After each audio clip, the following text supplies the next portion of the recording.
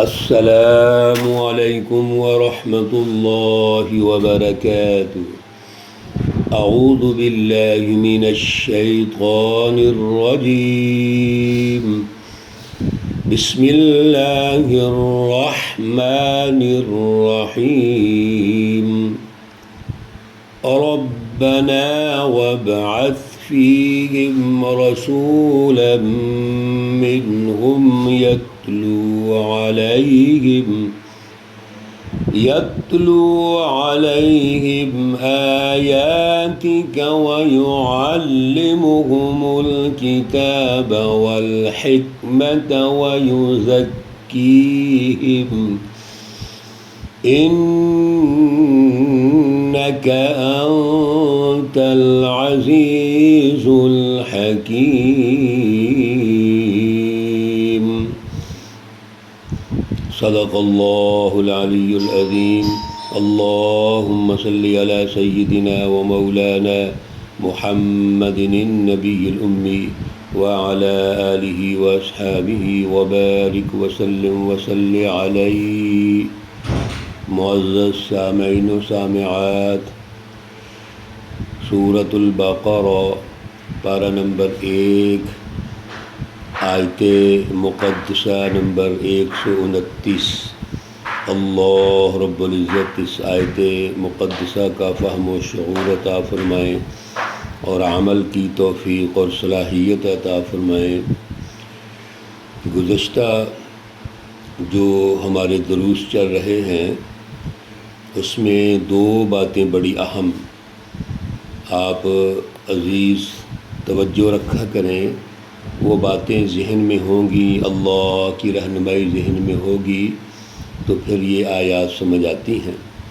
حضرت ابراہیم علیہ السلام جو 2 سلسلوں کے مرکز ہیں، بانی ہیں، اور اصل میں وہ اوپر جا کے ایک ہی سلسلہ بن جاتا ہے جس کو تحریک حنیفی کہتے ہیں۔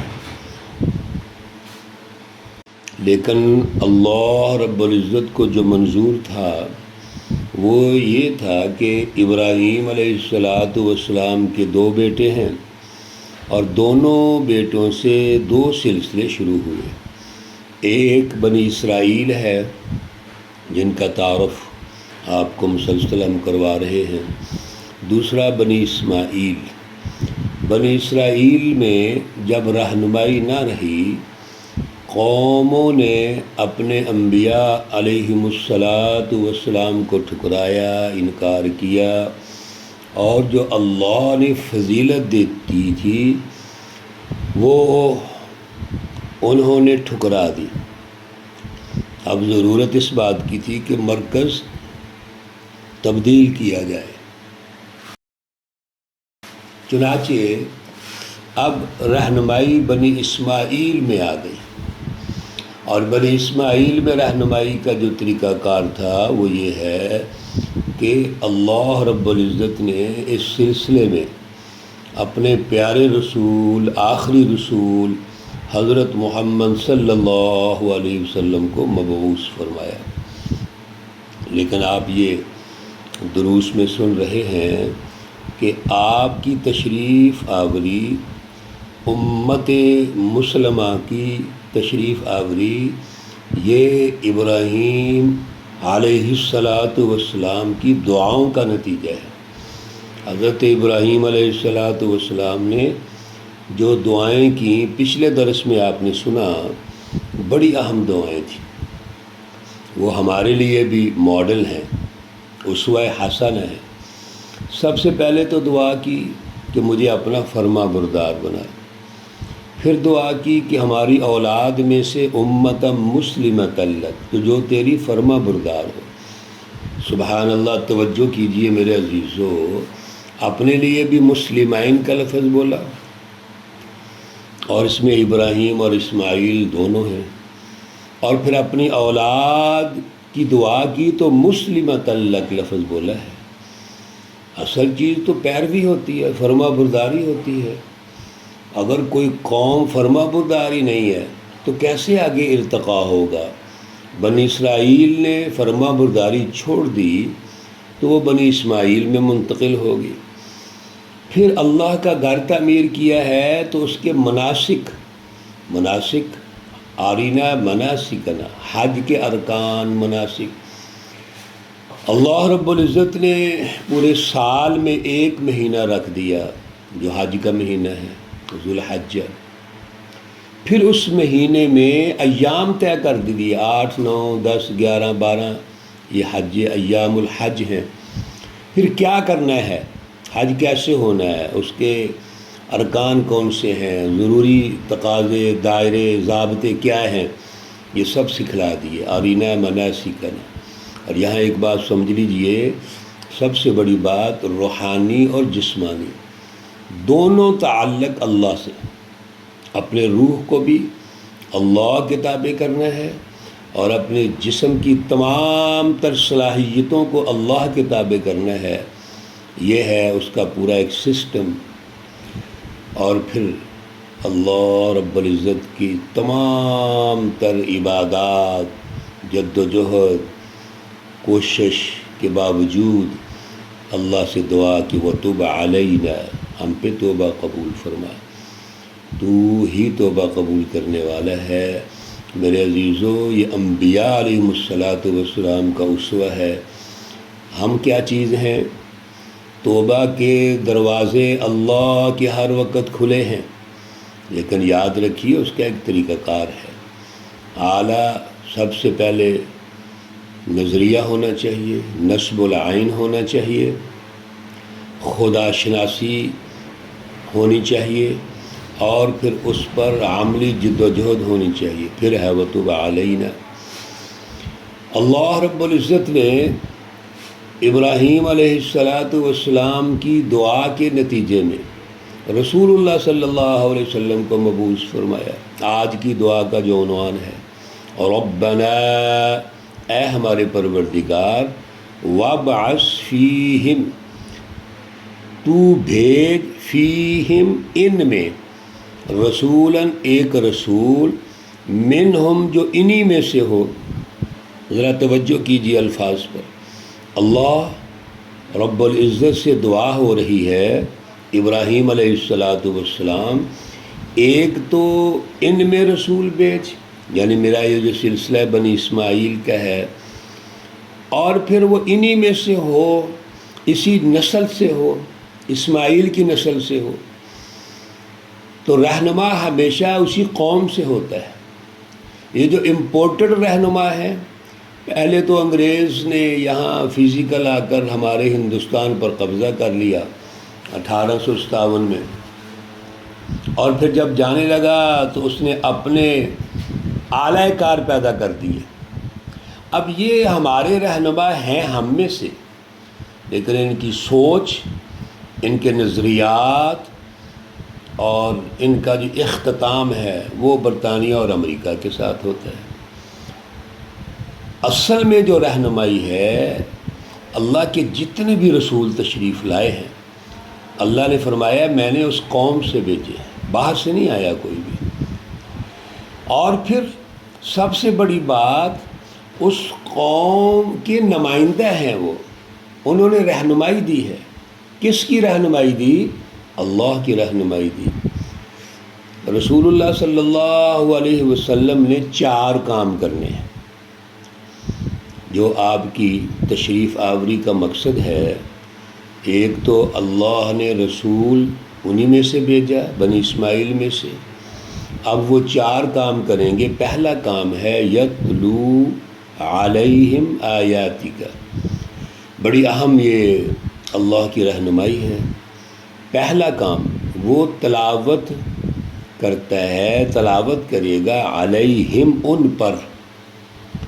یہ جو اعلیٰ ہے یہ لزوم کے لیے آتا ہے، یعنی ان پر لازم ہے۔ کس کی تلاوت کرے گا؟ آیاتی کا، تیری آیات کی، اللہ رب العزت کی آیات کی تلاوت کرے گا، اور وہ تلاوت علیہم، ان پر کرے گا جن میں وہ تشریف لائے ہیں، اور وہ تلاوت ان کے لیے لازم ہے، ضروری ہے۔ یہ تلاوت آیات کیا ہے؟ دو چار جملوں میں سمجھ لیجئے، بڑا ضروری ہے سمجھنا۔ اللہ رب العزت نے جو آرڈیننس جاری کرنا ہے، جو حکم نامہ جاری کرنا ہے، اللہ ایک اتھارٹی رکھتے ہیں، اس کو پڑھنا ضروری ہے۔ دیکھیے، کوئی بھی آرڈیننس اگر گورنمنٹ کا آتا ہے جو اتھارٹی ہے، تو سب سے پہلے ہم کیا کرتے ہیں؟ اس کو پڑھتے ہیں۔ جب تک اس کو لفظ بلفظ نہیں پڑھیں گے، اس وقت تک تو وہ سمجھ نہیں آئے گا آپ کو۔ مقصد تو اس کا عملی نظام ہے، اور عملی نظام کے نفاذ سے پہلے آپ اس کو پڑھنا اپنے لیے لازم سمجھے، یہ سمجھے کہ یہ حکم نامہ ہے کسی اتھارٹی کا، تو پھر ہی آپ آگے چلیں گے نا۔ تو پہلا مرحلہ ہے تلاوت، اور تلاوت آیات یہ لازمی ہے۔ اس لیے بعض لوگ کہتے ہیں جی قرآن کی تلاوت کا فائدہ ہی نہیں ہے۔ کیوں نہیں فائدہ؟ تم اپنے عام آرڈیننس کی تلاوت کو ضروری سمجھتے ہو، پڑھنا ضروری سمجھتے ہو، اگر کوئی لفظ مشکل ہے اس کو سمجھنا ضروری سمجھتے ہو، تو اللہ جو اتھارٹی رکھتے ہیں، اور کلام مقدس ایک سسٹم دے رہا ہے، ایک ضابطوں کی کتاب ہے، عملی سسٹم کی کتاب ہے، تو اس کی تلاوت کیوں ضروری نہیں ہے؟ اس لیے یاد رکھو، دنیا کے اندر تم جتنی مرضی تلاوت کرو، پڑھو باقی جو زبانیں ہیں، لیکن کلام مقدس کی تلاوت کا بھی ثواب ہے۔ کیوں؟ ہم یہ سمجھ کے پڑھتے ہیں یہ بڑی ہستی جو احکم الحاکمین ہے، یہ بادشاہ جو سب بادشاہوں کا بادشاہ ہے، اس کی کلام ہے۔ کلام الملوکی ملوک الکلام، کائنات کے اندر جتنے کوئی بادشاہ ہوں گے ان کا احکم الحاکمین اللہ رب العزت کی ذات اقدس ہے، اس کی کلام ہے، اور یہ ایک اتھارٹی رکھتی ہے۔ ان الفاظ کا باقاعدہ ایک فہم ہے، لہذا پہلے اس کی تلاوت کرو، پہلے زبان سے پڑھو، اور زبان سے پڑھنا سیکھو۔ یہ نہیں کہ جیسے مرضی پڑھتے رہو۔ آج ہم نے کلام مقدس قرآن کو پنجابی میں پڑھنا شروع کر دیا۔ ہمارے ہاں سماجی نظام ہمارا اتنا یتیم ہو گیا، مسکین ہو گیا ہے کہ قرآن پاک کو ہم نے یتیم سمجھنا شروع کر دیا ہے۔ یاد رکھو، کلام مقدس قرآن پاک کی تلاوت یہ سمجھ کر کہ اللہ رب العزت جو ذات اقدس ہے اس کا کلام ہے، اس کو پڑھنا اور پڑھنے کے اصولوں اور ضابطوں سے پڑھنا یہ فرض ہے، ضروری ہے، جو مسلمان جماعت ہے۔ انشاءاللہ العزیز کل اس آیت مقدسہ کی اگلے 3 جو اللہ رب العزت نے رسول اللہ صلی اللہ علیہ وسلم کی تشریف آوری کے متعلق رہنمائی دی، ابراہیم علیہ السلام نے دعا فرمائی، کوشش کریں گے سمجھیں۔ اللہ رب العزت اعلیٰ فہم اور شعور عطا فرمائیں۔ اللہ رب العزت تمام بیماروں کو شفائے کاملہ عاجلہ مستمرہ عطا فرمائیں۔ اللہ رب العزت تمام مرحومین و مرحومات کو جنت الفردوس میں اعلیٰ مقام عطا فرمائیں۔ ربنا تقبل منا انك انت السميع العليم وتب علينا انك انت التواب الرحيم وصلى الله تعالى على النبي الأمي محمد وعلى آله وأصحابه أجمعين برحمتك يا أرحم الراحمين۔ السلام عليكم ورحمة الله وبركاته۔